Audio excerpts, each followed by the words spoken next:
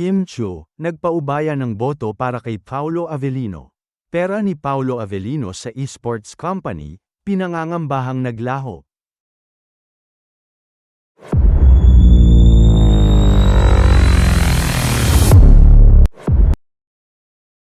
Nagpaubaya na si Kim Chiu para sa kanyang rumored boyfriend at ka-love team na si Paolo Avellino kaugnay sa online voting sa isang international award sa South Korea. Nominado si Paolo sa Seoul International Drama Awards para sa kategoryang Outstanding Asian Star. Si Paolo ang isa sa mga pambato ng Pilipinas. Nominado rin si Kimi sa parehong kategorya pero ikinakampanya na ng Chinite Princess sa kanyang mga tagahanga na kay Paolo na ibigay ang suporta. Sa kanyang post sa X, nakiusap si Kim na iboto si Paolo. "Hello fam! Let's vote for Pao naman this time para siya naman maka-experience mag-Korean. Hihihi exciting mag-Korean si at me Paolo Avellino. Salamat po sa lahat ng mga bumoto na." Sa ibinahaging post, makikita ang standing ni Paolo. Nangunguna ito sa karera na may 57.97% votes. Pumapangalawa si Kim na may 39.66% votes. Malayo ang agwat ng Kim Pao sa mga kalaban nilang mga Pinoy star na sina Ann Curtis, Kayla Estrada, Amy Austria, Angelica Panganiban at iba pa. Nanalo na si Kim sa nasabing award. Kaya si Paolo naman ang itinutulak nitong masungkit ang parangal. Sa October ang Seoul International Drama Awards kaya hindi magagawang tuhugin ng Kim Pao ang pagdalo sa okasyon at ang shooting ng bago nilang project ang Kopino na nababalitang isushoot ngayong July. Kukunan ang project sa Korea at Pilipinas. Halos maihina naman sa kilig ang Kimpolandia.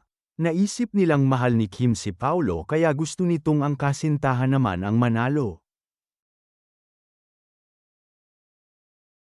Samantala, nababahala ang maraming solid ni Paolo Avellino maging ang Kim Paolandia na baka nawalan ito ng milyon-milyong pisong investment. Kasunod ito ng napabalitang nag-file umano ng criminal complaints ang Lupon, WXC laban sa founder at CEO ng kumpanya na si Nico Kuyanek, Nazario. Agad na naisip ng mga fani si Paolo. Mababasa sa Google ang koneksyon ni Paolo sa nasabing kumpanya bilang key partner at investor. Sabi pa sa Google, actor Paolo Avellino is a key partner and investor in Lupon, WXC.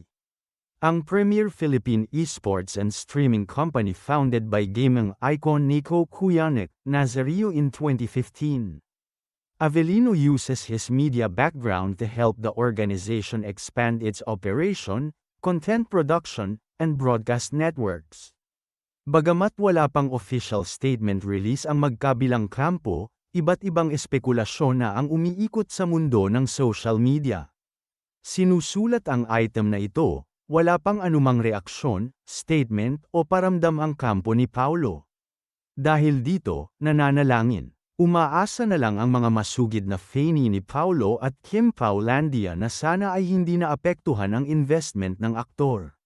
May mga nagsasabing halos parehas na ng pinagdaanan sa usapin ng tiwala sina Kim at Paolo. Matatandaang naghain rin ng reklamo si Kim laban sa kanyang nakakatandang kapatid kaugnay sa isyu ng umano'y estafa. Bukas ang pahina, panulat na ito sa anumang paglilinaw, statement ng kumpanya at sa panig ng inaakusahan.